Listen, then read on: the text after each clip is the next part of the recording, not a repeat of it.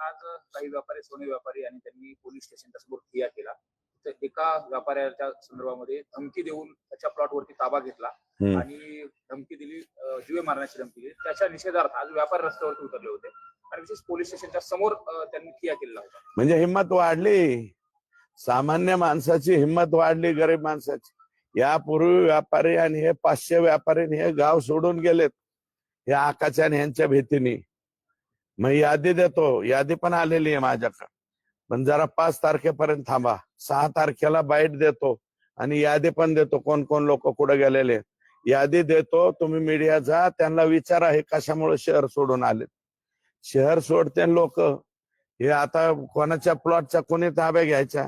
मी एक स्टेटमेंट केलं ना, ते कोणता डॉक्टर दुसऱ्याच्या एका लेडीच्या घरात त्याच्या जागेवर घर बांधतोय, आता सुद्धा बांधतोय. म्हणजे अजून परळी नगरपालिकेचा तो जो शिव आहे त्याला अक्कल आलेली नाही की ते काम थांबवावं म्हणून बोगस कामं चालू ठेवतोय. आणि मध्ये परळीला पूर आलता, पूर. यांनी परळीचे नाले सोडले नाहीत, नदी सोडली नाही, सगळ्यामध्ये अतिक्रमण करून बसलेत बर का. आणि त्याच्यामुळं परळी शहरामध्ये पाणी घुसलं आणि नंतर नाटक दाखवते 10-10 हजाराचे किट देतो म्हणून. अरे तुमचे 10-10 हजाराचे किट कशाला लोकांना नुकसान भरपायचे?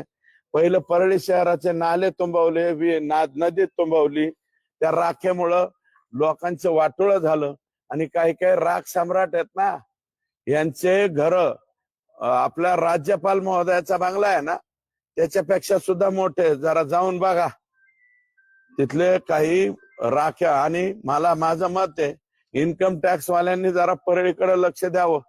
हे बाकीचे म्हणजे मोठाले आका बेका हे तर झालं यांचा कार्यक्रम आता, पण बाकीचे आकाच्या खालचे जे छोटे आका, त्याच्यापेक्षा छोटा आका, पिल्लू आका, टिल्लू आका, सुल्लू आका, हे जे आहेत हे जरा शोधा म्हणा.